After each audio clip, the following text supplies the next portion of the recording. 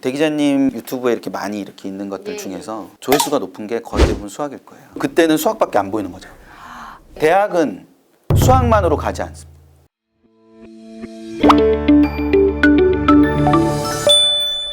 안녕하세요. 교육 고민을 대신 물어봐주는 교육대기자TV의 저는 조선에듀 방종희 편집장입니다. 집에서 즐기는 입시 설명회, 오늘은 세 번째 시간을 마련해 보도록 하겠습니다. 안녕하세요, 소장님. 네, 안녕하세요. 먼저 교육대기자TV의 자기소개 좀 부탁드리겠습니다. 예, 저는 이투스 교육평가연구소장 김병진이라고 합니다.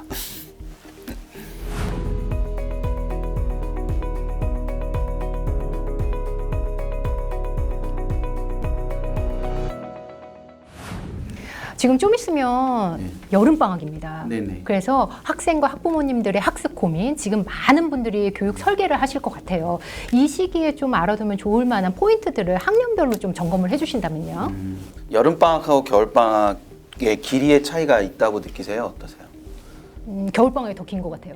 보통 여름방학은 2학기 개학을 하면 그냥 방학이 끝나지만 겨울방학은 보통 학년이 바뀔 때까지가 보통 개학을 해도 계속 방학이라고 생각을 많이 하게 됩니다. 그러다 보니까 이 겨울방학과 같이 여름방학도 굉장히 많은 계획을 세우고, 그러니까 겨울방학 때 했던 것만큼 여름방학에도 할 수 있을 것이다 이렇게 생각을 하면 실망감을 훨씬 더 많이 갖게 되고, 그게 이제 가장 기본적으로 안 좋은 상황이라고 생각을 해요. 좌절감을 이어줄 수 있다. 예, 그러니까 기본적으로 이제 다른 분들도 굉장히 많이 말씀하시겠지만, 그 아이들이 방학을 통해서 얻어야 되는 것 중에 아주 중요한 게 성취감이라는 거거든요. 그러니까 성취감이라는 것과 할 수 있다라는 그런 거예요. 그러니까 학기 중에는 자기가 계획을 세워서 그 계획을 실천하는 게 굉장히 어렵습니다. 여러 가지 주변의 여건들, 그러니까 주변의 요소들이 굉장히 많이 들어오기 때문에. 근데 방학 중에는 자기가 어떤 계획을 세우고 그거를 실현했다는 성취감을 느끼기 굉장히 좋은 건데, 그 여름방학에 뭐 학년별 이런 걸 다 떠나서 너무 무리하게 굉장히 많은 것들을 계획을 세우게 되면 문제가 좀 생길 수 있다라는 점을 먼저 말씀을 드리고, 오히려 얻는 것보다 잃는 게 더 잃는 게 많을 수 훨씬 있다. 크죠. 그러니까 근데 그 더 큰 문제는 그 잃는 게 지금 당장 표가 안 난다는 거죠. 나중에 이제 뒤에 가면서 계속, 그러니까 아이가 맛본 좌절감은 당장 2학기 때 영향을 미치는 게 아니라 아이가 앞으로 어떤 문제 상황에 부딪히거나 선택의 상황에 부딪혔을 때 자기가 좌절했던 경험이 무엇인가에 도전을 못하게 하거나 자기가 못할지도 모르겠다라는 생각을 하게 함으로써 결국엔 나중에 장기적으로 보면 굉장히 나쁜 악영향을 미치게 되는 거죠. 그래서 여름방학을 설계하는 데서 제일 중요한 거는 할 수 있는 범위 내에서 무엇을 할 것인가를 명확하게 규정하도록 도와주시는 것이 굉장히 중요한 부분이라는 생각이 듭니다. 우리가 흔히 학습을 하는 데 있어서 복습이라는 게 있고 예습이라는 게 존재하잖아요. 또 예습이라는 개념을 최근에 이제 선행이라는 그런 표현을 많이 쓰는데, 그 선행을 원래는 그 단어를 쓰면 안 되죠. 선행이라는 단어가 법적으로 금지되어 있습니다. 그건 아시는지 모르겠는데. 네네네. 예, 선행학습 금지법. 그래서 그게 법적으로 금지가 되어 있어서 예습이라는 단어로 표현을 하자면, 보통 방학 때는 예습이라는 개념에 초점을 많이 맞추는 경우가 되게 많은데, 그게 겨울에는 좀 일정 부분 효과가 있을 수도 있어요. 왜냐면 아까 말씀드렸던 것처럼 겨울방학은 좀 기니까. 근데 여름방학은 그것을 어떤 앞단의 것들을 예습하는 데 있어서 시간이 충분하지 않을 수 있는 거죠. 따라서 1학기 때 했던 것들을 점검하는 부분에 조금 더 중점을 두면서 계획을 세우는 것이 필요하다라는 생각이 좀 들어요. 그러니까 뭐 7대 3 정도로 그 1학기 때 충분하지 못했던 부분을 7 정도로 잡고, 그다음에 2학기에 이제 닥쳐오는 뭐 중간고사 범위 전까지 뭐 그 정도까지를 할 수 있는 부분을 3 정도로 잡아서, 그럼 복습이 7이고 예습이 3 정도. 예, 그 정도를 잡아서 준비를 하는 게 오히려 아이가 느끼는 부분에서 2학기에 대한 자신감이나 이런 부분 것들을 좀 더 가질 수 있는 거죠. 그러니까 여기서 이제 특히 요즘 아이도 하나고 뭐 이러다 보니까 대부분의 학부모님들이 뭘 질문하실 때 처음이라서 이런 말씀 되게 많이 하시거든요. 그러니까 처음도 다 처음이죠. 다 처음인데 그게 둘째라고 해도 처음인 거나 마찬가지일 거예요. 왜냐하면 첫째 아이랑 둘째 아이랑 같은 집은 거의 없거든요. 그러니까 첫째 아이 때는 너무 당연하게 했던 것들을 둘째 아이 때는, 그래서 첫째 아이는 되게 당연하게 했으니까 둘째 아이도 당연히 할 줄 알고 봤는데 안 하고 있어서 막 당황스럽고 이런 경우가 굉장히 많기 때문에 그게 둘째, 셋째라도 그냥 다 처음이나 마찬가지예요. 그러니까 그러다 보면 보통 어떻게 잘못 생각하시게 되냐면, 여름방학 때 뭐 2학기 때 할 내용을 전체 한번 다 훑어서 그걸 갖고 뭔가를 해야 되겠다. 뭐 이렇게 계획을 많이 세우시는데 그걸 예습을 하거나 뭐 선행을 하거나 하는 가장 큰 이유가 전체를 한 바퀴를 도는 게 핵심이 아니고요.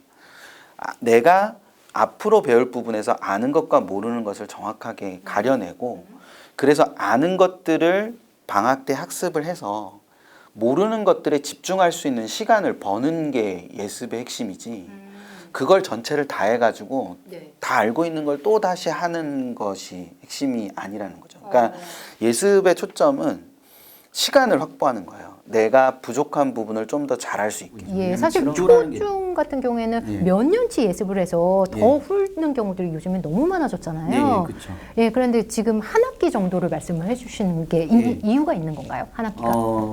선행을 뭐 몇 학기, 몇 학년을 먼저 시키는 것은 인식의 지평을 넓히는 데 있는 게 아니라 지금 당장 그런 것들을 했다는 형식적인 뿌듯함? 만족감? 예, 그러니까 성취감도 아닌 것 같아요. 그냥 그거를 했다. 왜냐면 성취감은 모르던 것을 알 때 생기는 거거든요. 예, 근데 모르던 걸 알게 된다기보다는 그 과정을 뗐다라는 데서 오는 안도감이죠. 만족감이라기보다는 안도감에 가깝다라고 봐요. 그러니까 그 안도감 때문에 그 안도감이 아이들한테는 안도감이라고 명명되는 게 아니라 선행을 했다. 그래서 나는 이 부분을 알고 있다는 착각으로 이어지게 되는 거죠. 그러니까 진도 나간 거를 본인이 잘했다고 생각하는 경우들이 너무 많은 거예요. 그렇죠. 예, 그런 친구들이 이제 자기는 분명히 중학교 3학년 때 이미 고등학교 2학년 때 걸 했는데 나는 모르는 거죠. 내용을 모르는 거예요. 그러니까 나는 해도 안 되나 봐 라고 생각해서 좌절감을 훨씬 더 심하게 느끼고 그러면 내가 이것을 해서 안 되는데 공부를 해서 무슨 소용이 있지? 라고 하는 거죠. 그러니까 이게 고등학교 때 문제로 발현되지만 실은 고등학교 때 문제가 아니라 중학교 때나 초등학교 때부터 가지고 있었던 학습 습관이 굉장히 중요한 역할을 한다라고 보여요. 자발적 동기나 혹은 자기 스스로 무엇인가를 하는 능력? 예, 그러니까 그런 능력이 선행을 하는 학생들한테 대체로 부족해요. 그러니까 자발적으로 하는 게. 예, 그러니까 선행을 하는 친구들이 다 그런 건 아니지만 거의 많은 인원들이 선행을 해서 하는 친구들의 많은 인원들이 자발적 학습이라는 것이 굉장히 부족한 경우가 많아요. 그러니까 그게 학원의 진도를 따라가거나 엄마가 가라고 해서 가서 무작정 들으면서 진도만 계속 나가던 친구들이라 혼자서 그 문제를 해결하는 능력이라든지 아니면 학습의 계획을 세우는 능력이라든지 이런 부분들이 되게 부족한 게 많거든요. 소장님은 지금 그 교육계에서 오래 계셨잖아요.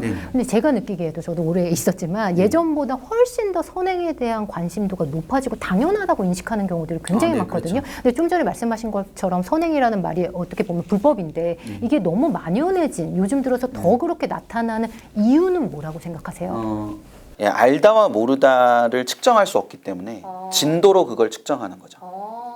예. 그래서 그 앞에 어떤 걸 하고 있으면, 그러니까 똑같은 책을 영어 원서로 보고 있는 아이가 있고 한글로 보고 있는 아이가 있으면 저희가 그냥 반사적으로 받아들일 때 얘가 더 영어 원서로 보고 있는 아이가 좀 더 있어 보이기도 하고 똑똑해 보이기도 하고 얘가 더 잘하는 애처럼 보이잖아요.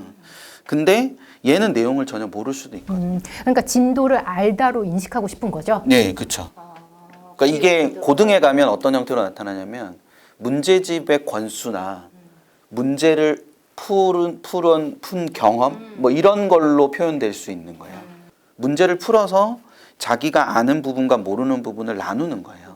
근데 가시적인 공부에 초점이 맞춰진 친구들은 문제를 풀고 채점을 하고 점수를 하면 끝인 거죠. 그게 공부를 했다라고 착각을 하는 거죠. 예. 근데 공부는 문제를 풀고 나서 알다 모르다를 구분해 놓은 다음에 모르는 부분을 공부를 이제 해야 되는 거죠.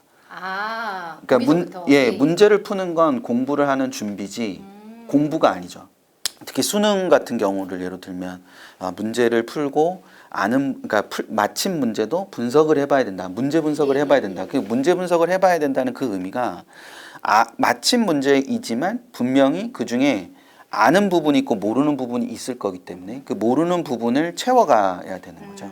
예, 그걸 채우는 겁니다. 그게 최상위권이 되는 거죠. 그러니까 자기가 뭘 알고 자기가 뭘 모르는지를 알 정도가 되면 상위권인 거거든요. 근데 거기를 딱 넘어가면 그 다음에 어떤 단계에 도달하게 되냐면 이거는 왜 이렇지라고 생각을 하게 되는 단계에 도달하게 되겠죠.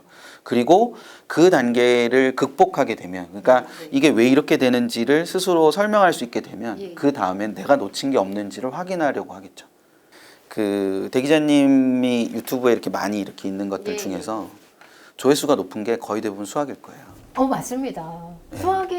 수학에 관심이 어머님들이 정말 많으신 것 같아요. 그래서 제 생각에 이 대기자님 유튜브를 보는 분들은 저학년이 많습니다. 저학년이요? 초등? 초등이나 중등이 많으실 거라고 생각을 합니다. 네네네. 그러니까 그때는 희망을 가져서 그런 건가요? 아니요, 그때는 수학밖에 안 보이는 거죠. 그러면은 소장님, 그러면 입시에서 변별하는 거 결정적인 과목은 수학이 아닌가요? 골고루 다죠. 다. 예, 그러니까 대학은 수학만으로 가지 않습니다. 예를 들어서 정시로만 얘기하면, 수능으로만 얘기하면 수학이 물론 좋아야죠. 예, 하지만 수학이 좋은 애들은 굉장히 많습니다. 예를 들어서 만점자가 시험을 보고 수학의 만점자가 600명에서 1200명 사이가 나옵니다. 네, 만점자가. 예, 수학 만점자가. 예, 그러면 그 600명이라는 인원은 어느 정도 인원이냐면 서울대 인문계열이 정시에서 선발하는 인원이 300명이 채 안 됐었습니다. 계속. 올해는 이제 333명이지만 예년까지는 뭐 270명, 뭐 280명 이랬습니다.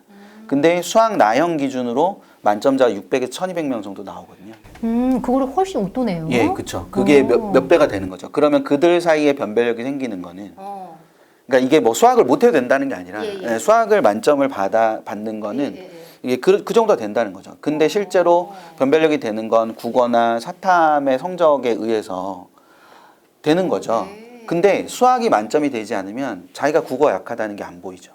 일단 수학을 빨리 채우고 다른 과목을 관심을 갖는군요. 예, 그렇죠. 아. 그래서 아마 고학년으로 올라가면 올라갈수록 국어나 영어나 탐구 영역에 대한 관심들이 높아지는 게 수학이 어느 정도 되는 부분들이 생기니까. 그리고 고학년을 가면 갈수록 극적으로 수학이 뭐 이렇게 좋아지기가 쉽지가 않으니까. 그러니까 수학에 대한 조회수가 굉장히 높다라는 것 자체는 맞습니다. 네, 그러니까 그게 초중등에서 수학 하면서 이제 가는 부분이 존재하는 거죠. 그리고 오늘 뭐 핵심으로 질문 드리는 부분, 이 여름방학 어떻게 효과적으로 접근을 하느냐에서 대부분의 과목에서 비중을 수학으로 두는 것 같아요. 수학이 한 7, 나머지는 한 3 정도? 이런 현상들이 너무 많아진 것 같아요. 근데 그 부분은 일정 부분 이해가 되는 부분도 있고 그렇지 않은 부분도 있는데 이해가 되는 부분은 수학의 1시간의 학습과 국어의 1시간의 학습은 학습량이 다르거든요. 그러니까 당연히 수학의 1시간의 학습량을 그러니까 국어 1시간을 공부했다고 해서 수학을 1시간을 공부를 해서 균형을 맞춘다라는 건 말도 안 되는 소린 거죠. 그러니까 학습량 자체가 차이가 좀 생기니까. 그러니까 수학에 투자돼야 되는 시간이 많은 건 맞습니다. 그러니까 많은 건 맞는데 그러니까 이 얘기를 꺼냈던 이유는 균형적으로 학습이 진행이 돼야 되는데 그게 어릴 때부터 습관이 그렇게 들어야 되는데 수학만 한다는 것 자체는 잘못됐을 뿐만 아니라 다른 부분이 그냥 수학에 가려서 보이지 않는 것일 뿐이죠. 그러니까 수학이 최상위권이면 비로소 알게 됩니다. 국어와 영어는 최상위권이 아니었구나 라는 걸 그거를 비로소 알게 되는 거죠. 고3 때 너 뭐 하느라고 공부를 안 했니? 라고 물었을 때 그냥요 라고 얘기해요. 그 친구가 되게 어려운 거는 그 친구는 무엇인가에 빠져본 경험이 없는 거죠. 그러니까 빠져본 경험이 없기 때문에 그 친구를 무엇인가에 빠지게 해야 되는 그게 너무 어렵겠네요. 대기자 TV